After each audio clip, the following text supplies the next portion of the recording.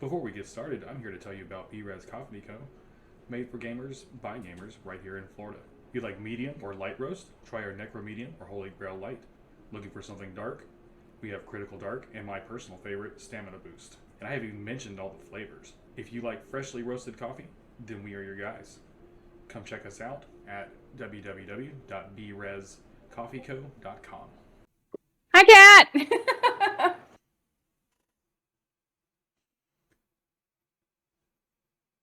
I don't even know how to mod my own chat. Good thing.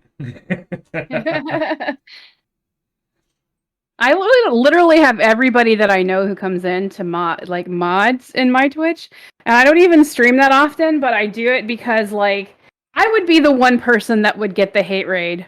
I'd be like just vibing, and all of a sudden hate raid, and I'm like, really? So I made everybody that I know who comes in there like a mod that way, in case they can catch it before it's a problem, because I would be oblivious because I'm really bad at watching the chat and talking. I've So got a button on my stream deck, which I need to add Mhm. it to the profile for Jester's Court. But I do have on my stream. I have a button on my stream deck that automatically shuts all that down. Nice, Goes nice. to sub only chat, clears chat, like I mean everything. I like that. Yeah, it's a I little need a emergency stream deck. button. I need a stream deck. You do need a stream deck. If you'd Yeah, stream more well, often, I would probably buy you one. if it's hard to with my schedule, and then having to get the boy and band camp and all that stuff. It really is rough, but I'm planning to do some streaming the week that I'm off, other than the Game Pink thing. So Other than the game thing.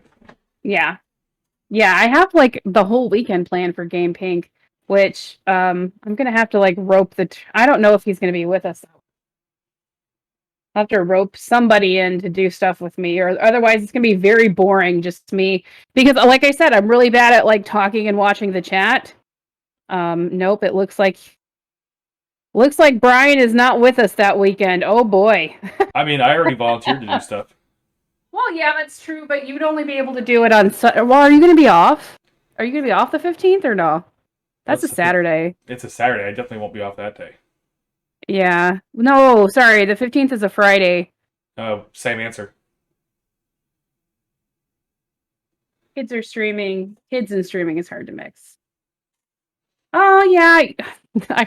She's always holding a baby. She's always holding a baby. She's either holding a baby or pinned underneath him. You should see him, though. He's like the Stay Puft Marshmallow Man of cuteness. I have seen him. We're on Facebook. Oh, that's right. He is adorable. He's so chubby. I love it. Roly poly chubby. Some babies don't get like that. They're just kind of, but there's something about breastfed babies, man. They just chub so perfectly. They look like the little Stay Puft Marshmallow Man. Love it. All right. Are we ready to start this? Yeah, I'm just talking because you sound like Ben Stein sometimes, so Thanks. you're welcome. I That's say lovely. that with all the with all the love I can muster. I sound like Ben Stein. I'll take that as a win. Eh, he is huge. Oh my god, he's over 20 pounds. Oh my And he's god. only 3 days old. He's not 3 days old, but that would track. That would track. Josh makes some famously large children. Cat, could you imagine being pregnant with a 20-pound baby? My god. My brother was over 10 pounds when he was born, so. Well, listen, you're preaching to the choir there. She's given birth to all over 10-pound babies, I'm pretty sure. Either over 10 pounds or right on the line. All three of them. All right, so we're going to start this thing. Obviously, the little idle chat at the beginning won't be on YouTube, so this is a plus for watching it live. Really? You're going to cut out all the banter? That's the best part of I'm podcasts. going to cut out the banter of us just chatting at the beginning of the stream. Okay. So this is the Jester's Court with me, Jester, and we're evolving. So learned a lesson from the last time. Leaving a lot of room for chat interaction was not a great plan. So I have a guest with me, Momthulu. You'll see that I am live and she has a picture. That's because she's sitting in her room naked. Listen, listen, we had a nasty bout of norovirus, so I look like crap. That's why I don't have anything. Okay, you're just gonna have to deal. Okay, I look better in the animated version of myself anyway. Especially that big mole next to your mouth. Mole? That's not a mole. That's supposed to be a band-aid. Yeah, because that makes perfect sense. I had a pimple when I made that picture, okay? And I was like, I would cover that with a band-aid. So, this is part 2 of episode 1.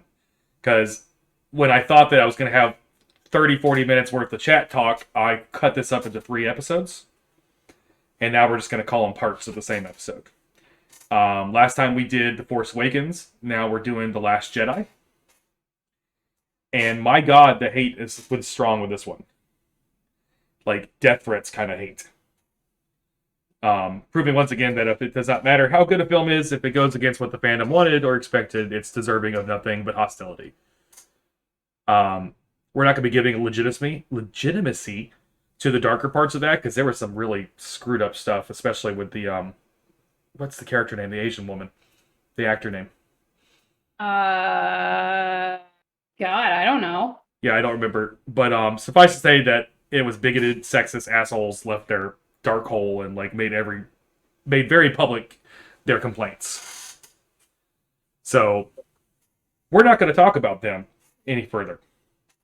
And I know generally the point here is to argue that despite the flaws, these movies are still fun to watch. But in this case, I don't even like the major complaints. I don't think they're justified. So instead, we're just going to shut down all the complaints. Does that sound like fun? Okay, so before we get into that, can I have your honest opinion? Did you really like the movie? I did. See, so did I. So, but you know, I'm the unfortunate one that watches Star Wars through like the rose-colored glasses of things. So when they brought it out, I was like the fangirl in the front row with like, you know, like stars in her eyes, just absolutely loving everything that I was seeing on the screen, and was so disappointed afterwards whenever, you know, we got home and everybody was just ripping on it, man. It was just like taking a chunk out of my soul. I was like, geez, you guys need to cut it some slack. Yeah, I know we're in a different era, and I know Lucas isn't doing it, but my lord, they really did this one. Spoiler alert, I know it's Jester's Court, but we're picking titles that I like.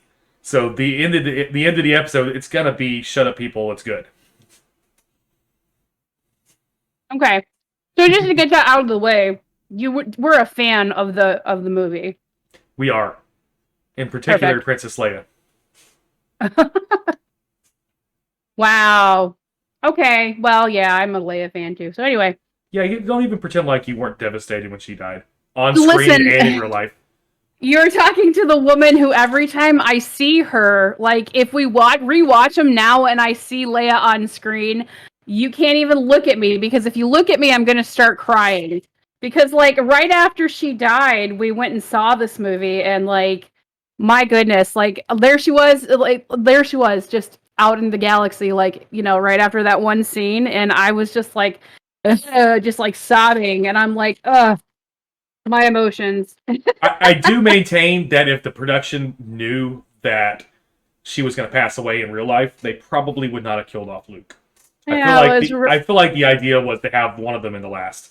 I don't think she knew she was going to pass away, though. Well, so you know, obviously, no one knew. Yeah, I mean, because you say that like they had that, like she had the expectation, I'm going to die on this plane. You know, like no. No, I'm just saying in hindsight, I feel like they wanted one of the twins there, and you would have got a different ending for Luke.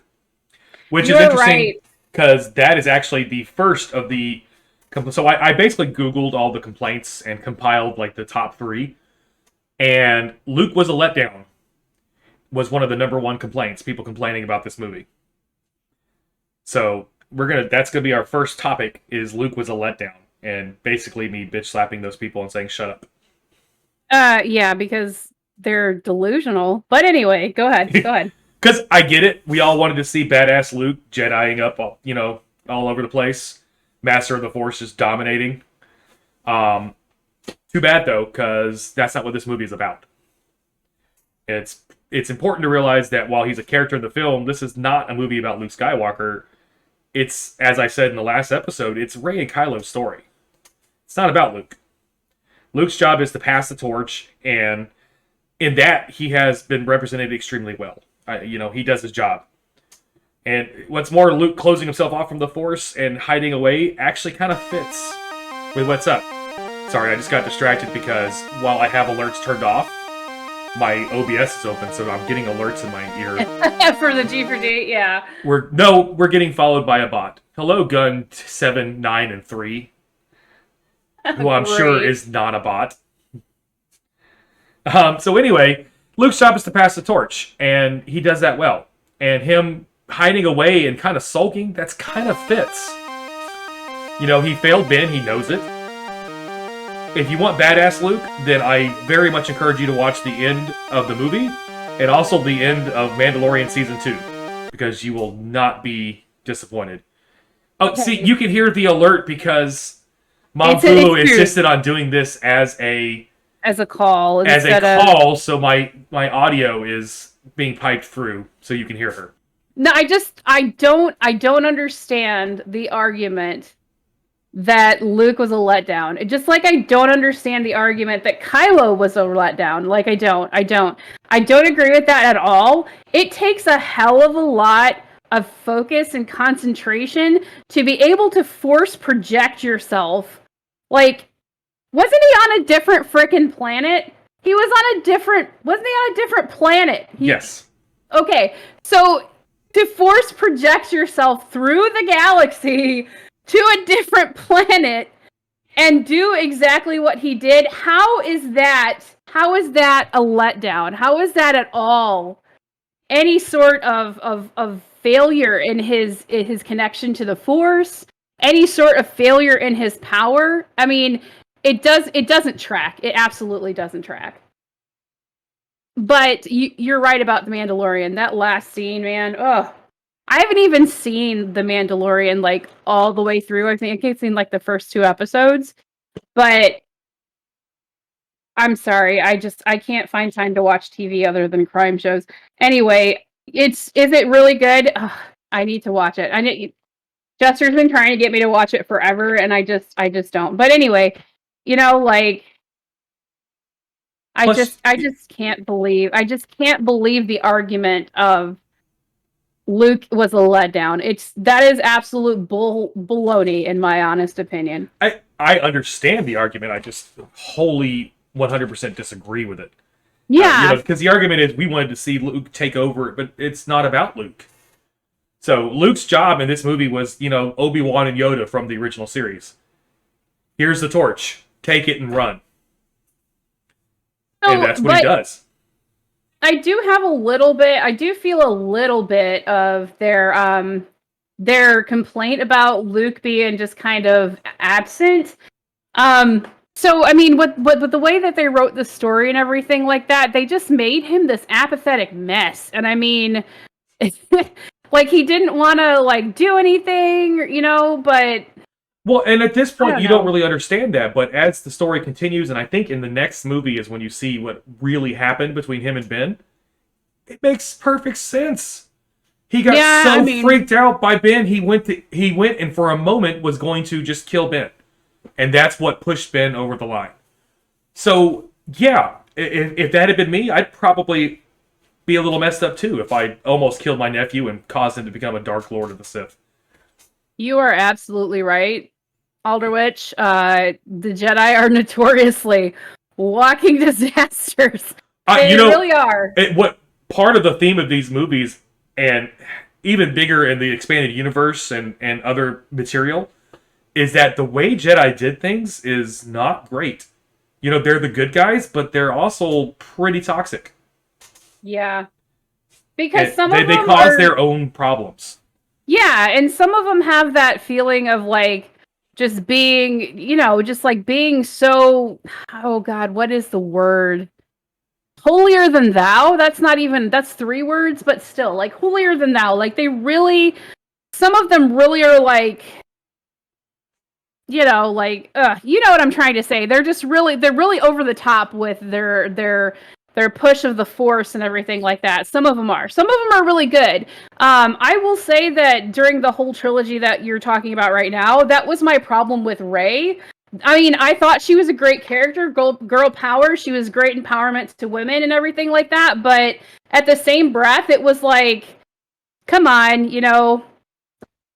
some man, like, I mean, she found a lightsaber and she's like, I can use this, like it was just You, immediately she was like, the Force, blah blah, and you're just like, yeah, but you got to look at that too through. At least me, I choose to look at it through this. The Force is all about balance.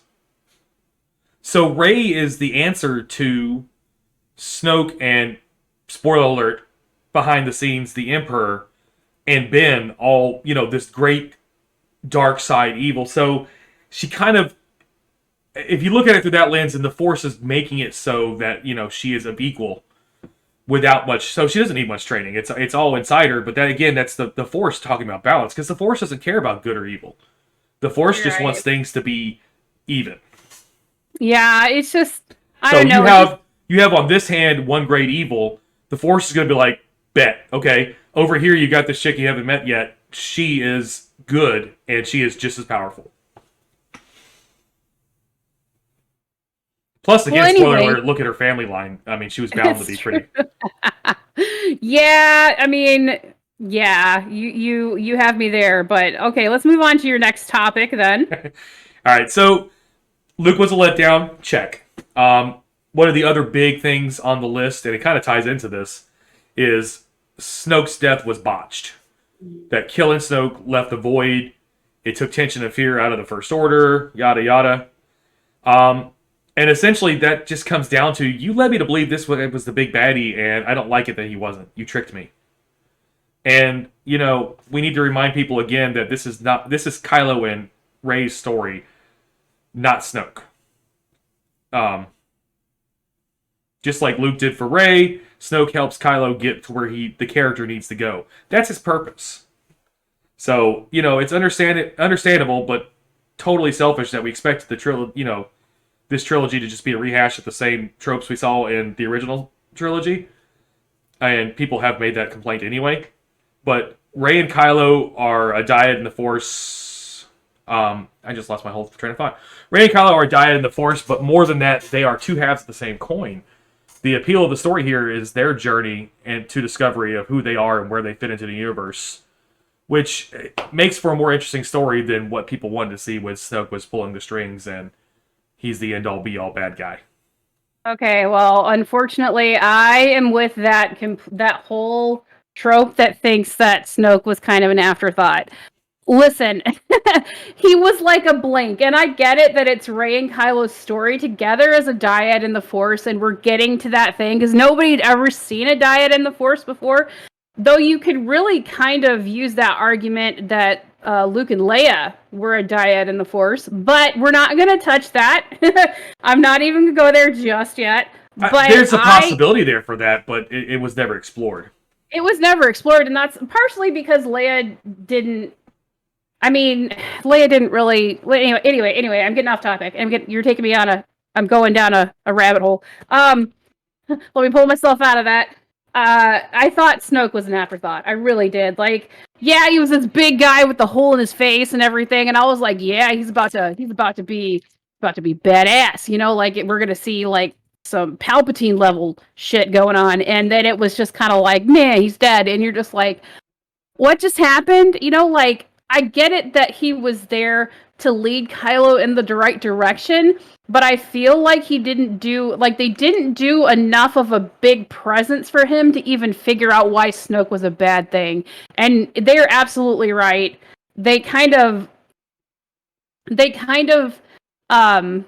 You're not absolutely right. They're absolutely right when they say that he was just kind of like, he just kind of blinked out. They did the same thing to Captain Phasma.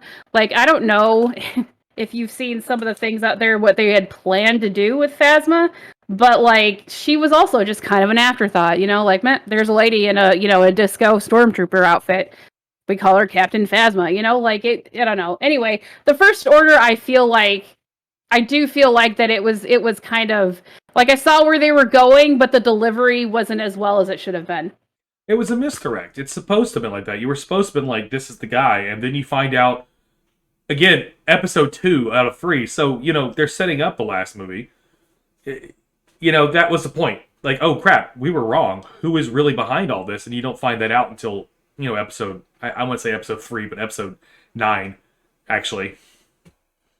I get that he was a misdirect and everything, but they could have done more with his presence. And I know that I'm not. I mean, I know that I'm not the only person that felt that way, because obviously put it in there that you're naysaying, the naysayers. But like, come on, you have to agree to a certain extent that he just really wasn't. He just really wasn't.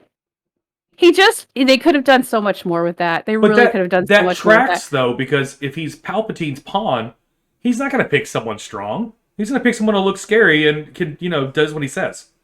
Well, he definitely picked somebody that looks scary with the hole in the face and, like feeble old man like Jakey Jaw. Come on. I mean, watching how easily he got killed, I'm wondering if he had force powers at all, or if it was all just Palpatine using him as a puppet.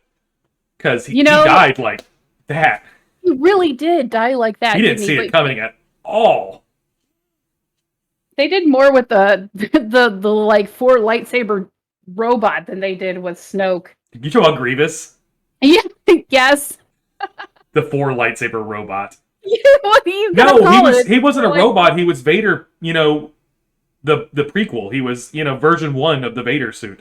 He was a person who got augmented to the point where he was mostly machine. Yeah, sure. The 4 lightsabered robot is what he was. But anyway. Good Lord. You're right, though. That does make a certain point, and I could see now the better misdirect on that. When you say it like that, like, was he even force strong? And with the way that he crumbled so fast, that's a valid argument. That's something I'm gonna have to ponder. Because I mean, as strong, regardless of how strong Rey and Kylo are, he had to at least see it coming. Even the weakest Jedi in the universe has at least an instinct at the last moment, like, oh crap. It might not be a time to save them, but they would at least realize it. He never even saw it coming. It's true. It's true. I mean, you're kind of right. It's kind of true. But maybe that's because, he couldn't get away fast enough because he was like old man, crooked jaw, janky, needed a walker, like... I mean, Palpatine was doing better at the end. Okay, I just have the Family Guy Star Wars now in my head with the old man using the lightsaber walker. Oh my God, yes. Oh man, that's such a good show. I love that. Anyway, back to your point.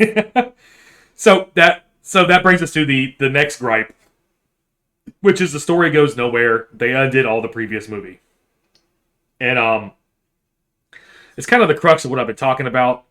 People just overwhelmingly are getting confused at the difference between they don't know where the movie's going, and I thought it was one thing, and it turns out to be wrong. The writers and director aren't obligated to follow your fanfic.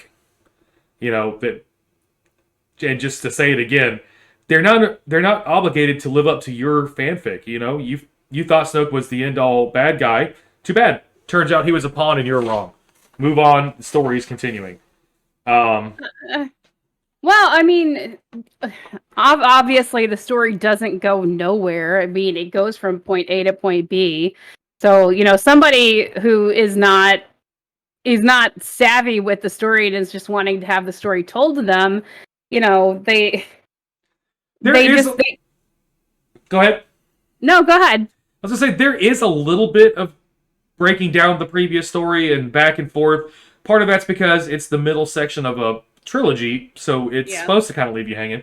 Part of that is there was some behind-the-scenes crap with the directors not getting along at all, not having the same vision, they weren't on the same page.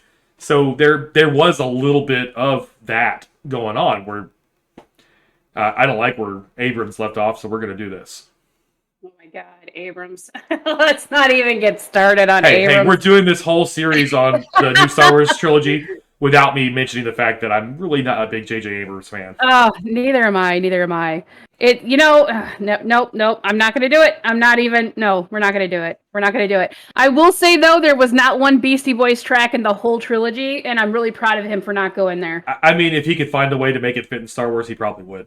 I mean, the Beastie Boys are his version of the White Doves with John Woo. It's right. Could you just see him dubbing over Intergalactic at the end there, where Luke is doing his little force projection thing, Intergalactic, just like they're probably, you know what? I bet you there's a director's cut where that happened, a blooper reel or something.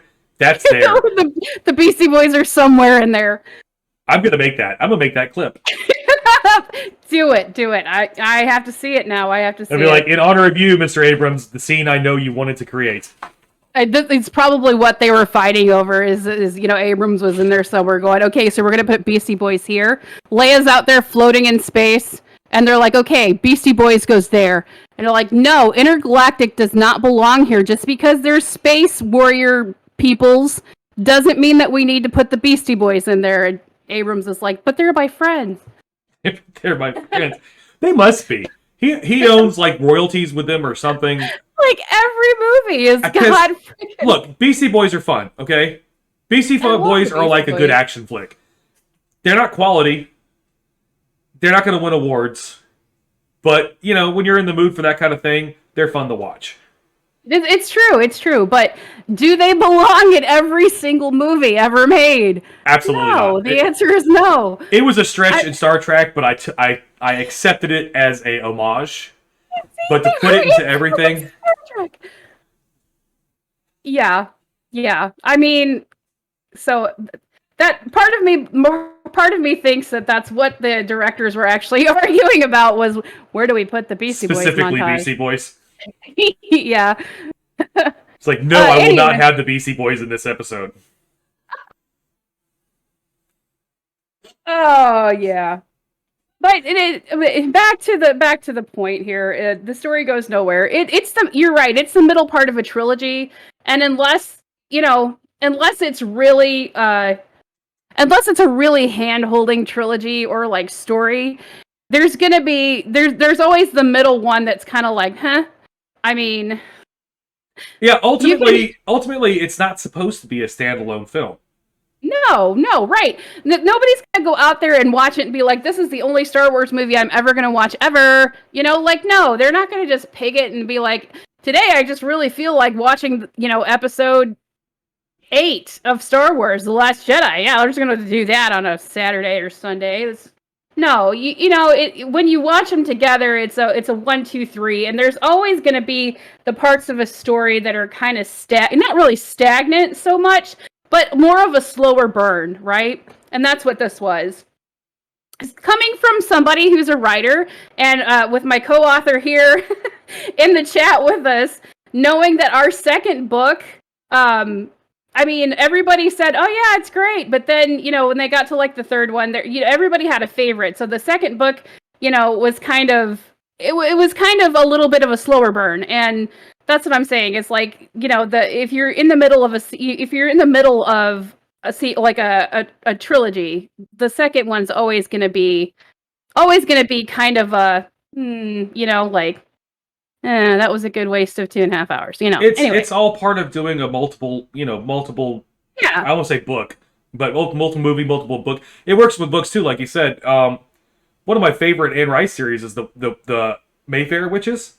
And the first book, unless you're a history guy like me, is slow as anything because it's all just this genealogy of the family. The whole book is just chunks of a century-long family story. This person married this person and fought this person. And it ties in with everything, but if you looked at that book by itself, it's like, okay, cool. This family had a ghost with them their whole life.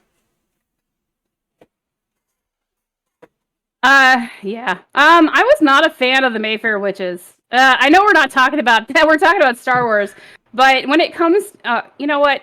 I'm not even. No, we're done. Goth people.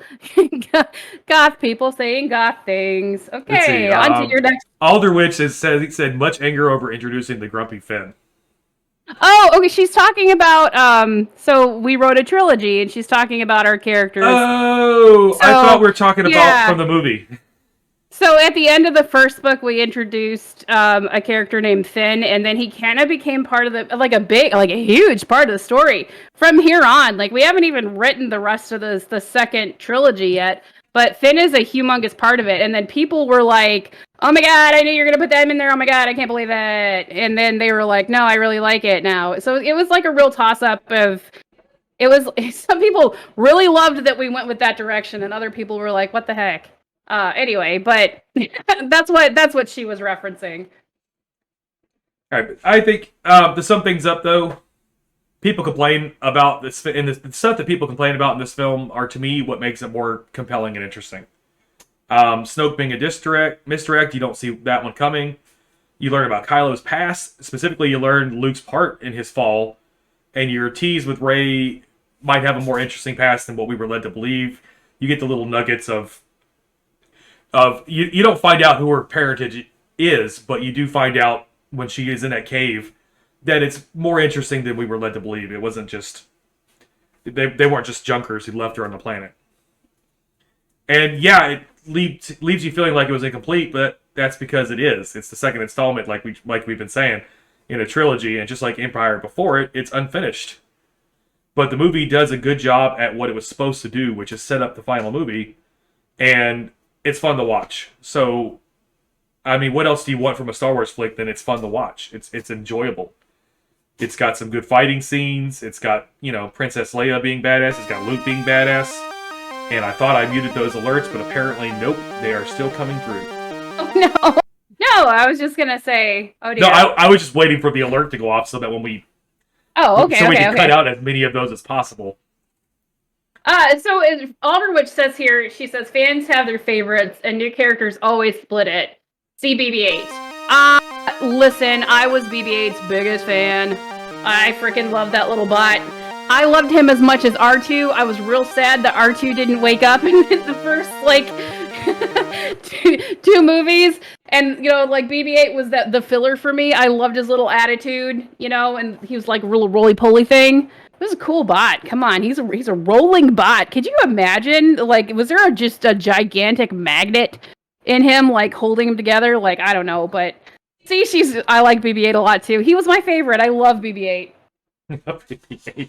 BB-8 was cool, and R2 was off because R2 does what he's told. Yeah, I know R2 does what he's told, but then we had sassy little BB-8 in there being a brat, and I loved it. It's a magnet. We have a mini BB-8. Alderwitch is confirmed. It is a magnet that's in him. I want a mini BB-8. It does raise some logistical questions about how a robot that is just a big circle functions around everything. Did they build little handicap ramps for him to go up and down? I'm going to have to watch the making of that because they have a big functional BB-8, of course. So, some of them were CGI, but they did have an actual bot like that, and I want to know how that thing works. And she says, R2 is the embodiment of the Force's will. I will die on that hill. I love R2 that. R2 was great. Think about it over the course of all 9 movies. R2, when you see him in A New Hope and Empire, R2 knows who Luke is. R2 knows who Vader is. He doesn't say a freaking word. Doesn't say a word. None your business, okay? None your business. I'm gonna go with, though, even though there were so many complaints about this movie, I bet you all of these, Star Wars collectors, naysayers, all of that, they have a copy. So it did what it was supposed to do. It got people talking. It was... you're right. It was a great way it was an enjoyable movie, but as we know, the Star Wars fandom is the most toxic fandom out there. So I don't know, I don't know what everybody wants from it. It's always so frustrating to me whenever people really go down on your favorite stories. They're just oh my god, that was just terrible. And I'm always that person that's what the heck are you talking about? I will fight you for this, Oh, and you're absolutely right. The Star Wars fandom is the worst. We are the worst. Oh god, it's terrible. It's nice when you find people who are like-minded enough to share your opinions on them. But you ever heard the rule that in a conversation there are several things you shouldn't talk about: politics, religion, and Star Wars. Viva La Dirt League. I don't know if you know them. They do YouTube stuff. They did a whole bit on liking episode 1 and like it ending the guy's entire like he's like, oh, you like the film, great. Now when you say the first one, you mean the original. He's all happy, and the guy he's talking to is like, no, yeah, the original, episode 1. He's like, episode 1, yeah, the one with Jar Jar and stuff, and like the whole conversation shifts to, you are a horrible person, you shall die. Yeah. I wasn't a fan of episode 1 either, but you won't see you won't see the prequels on Jester's Court. I can assure you of that.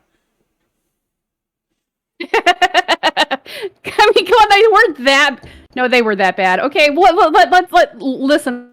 We're living up to the stereotype of Star Wars fans are the worst and most toxic fandom out there. I could splice the prequel you to drink water together. So you might want to drink water. I've been drinking my coffee every time he does that. Oh, okay. Well, that's not water. It's a diuretic, ding dong. It's mostly water. And it's the sponsor of the show. I'm drinking B-Res coffee. Bean juice. It's bean juice. Bean juice. Says the woman who drinks almond milk. Which is what? Listen, no, I do not drink almond milk. I drink oat milk, thank you. And it's because I'm queer. I'm not sure how those two connect, but okay. It's a thing. It's a thing. If you're queer, you drink oat milk. Okay. Maybe that's why I don't like oat milk. Probably. Do a whole Jar Jar episode. No, because the whole point of the episode, so our son is in chat and wants us to do a Jar Jar episode. But the point of this is for me to argue that things are actually good despite all the negativity. And yeah, we can't make that argument when we have to talk about Jar Jar. If Lucas wants to pay me like $10,000 and I'll pretend. But outside of that, we are talking about the single-handed being that allowed Palpatine to completely he gave Palpatine the power to take over the entire galaxy, Brian.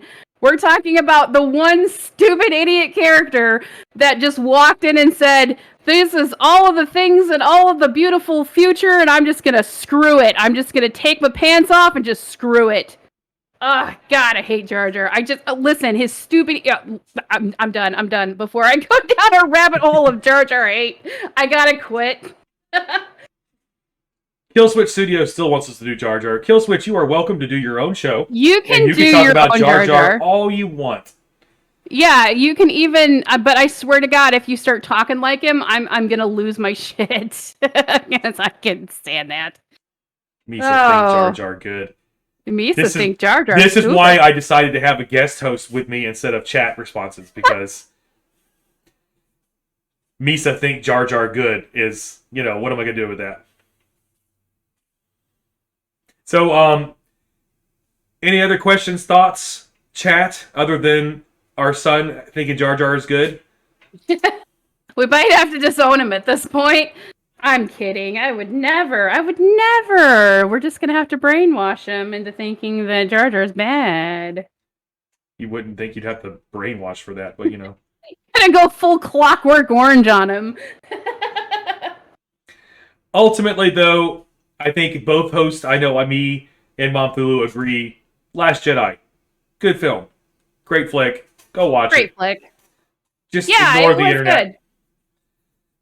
Good. Ignore the internet. And okay. Wait. Before we end this, let's talk about Adam Driver. And I'm sorry, topless Adam Driver in that movie was so awkward. That was like my one huge complaint about this movie. He's an awkward looking kid. Driver. No, he's actually not.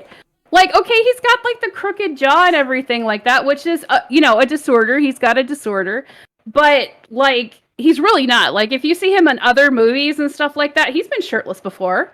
He's not. He's actually a pretty hot guy. You're like, ooh, Adam Driver. But then there he was. With his high-waisted pants all, like, shirtless. And I was like, no, I haven't seen John Oliver's commentary on Adam Driver. She does not like John Oliver. I do. But I have not heard that one. I'll have to look for it. Yeah, because I'm interested to know now. Because that was like the most awkward scene. I cringed. Please tell me. I I did. cringed. I Okay. cringed so Alderwitch much. just posted a quote from the episode of John Oliver. She's talking about "Wreck me, Wreck you me. magnificent man moose," and I do remember that, and it was awesome. Oh, you know what? Okay. So Kill Switch, even though we're not talking about this and we're fixing to wrap up the episode, he says, "Is Jar Jar secretly a part of the Sith?" That is one of the theorized fan ideas out there. Was that Jar Jar was a part of the plot all along and not a manipulated a-hole. You know, like because that's what they really played him off to be in the first trilogy was just like this manipulated, like naive Simple thing. creature But they're that we can make do what we want. yeah.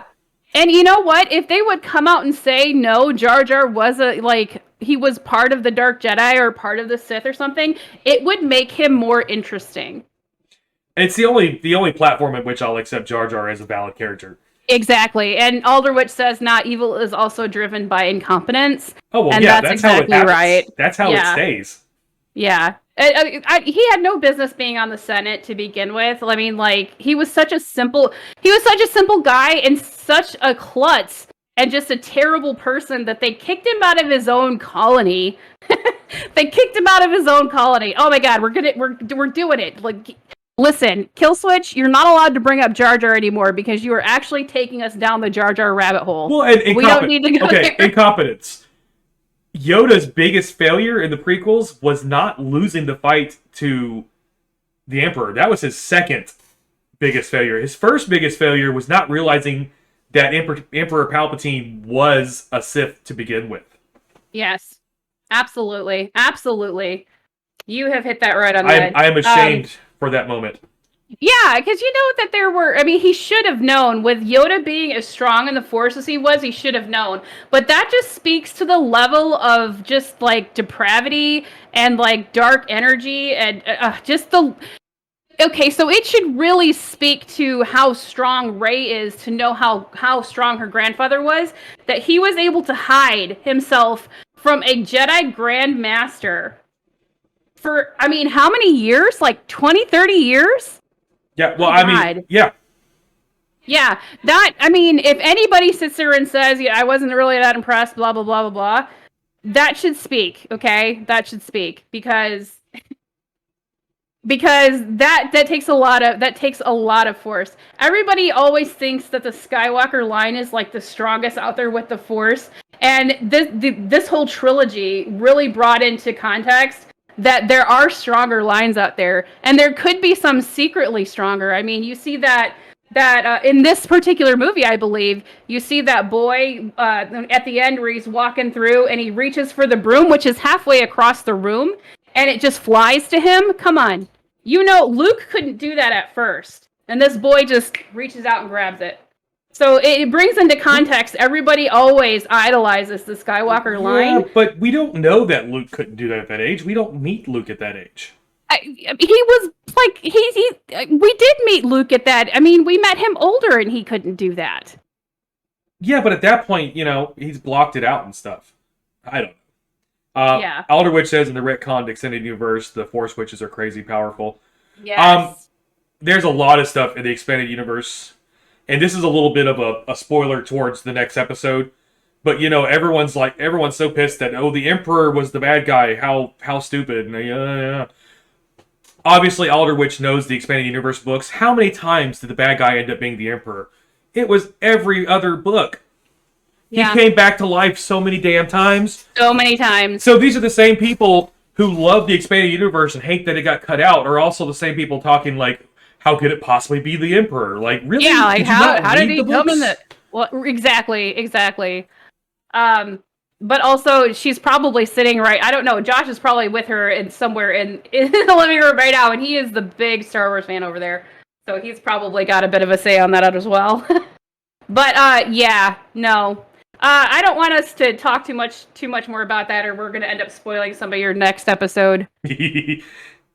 Probably a good idea. Yeah. I think it's probably good that we can go ahead and wrap up now. Thank you, everyone, for hanging out, and Momthulu for this was a guest host, but I'm hoping this becomes more of a permanent thing if she's game, at least for maybe not every episode, but a lot of episodes because it was fun. She says Josh is putting the groceries away. I didn't make him watch because the chat would have been full of all his opinions. We want his opinions. Tell him next Sunday, 6 p.m. Central, we do part 3 of episode 1, and he needs to be here. We need Star Wars fans in the chat. He's got good opinions, but he's smarter than me, so sometimes I can't keep up with Josh debates. So, because he's wicked smart. Anyway, okay, so it was nice. It was nice being on your show, and yeah, I would be happy to make this a semi-permanent fixture at least, but you know, only for certain things. I definitely want to be a part of your Mass Effect though one because I have all the opinions about Mass Effect. It doesn't matter which Mass Effect we're doing. It doesn't matter which Mass Effect we're doing. I'll be there for all of them. I want to be a part of that. Well, have your people call my people. Your people is, and my people is Tobias, and he's over on the bed snoring. All right, we're going to call it then. I am in process of hiring a contractor to make some music for us to go in and out from. By which I mean our 14-year-old son who thinks he's on contract and needs to be freelance. That was like the best thing ever in Facebook. Like, I don't know if I'm freelance yet. You're just sitting here going, who assigned you, sir? Jeez. So until we have that stuff set up, it's just going to be good night and thank you guys. And Abrupt Into the Stream starts now.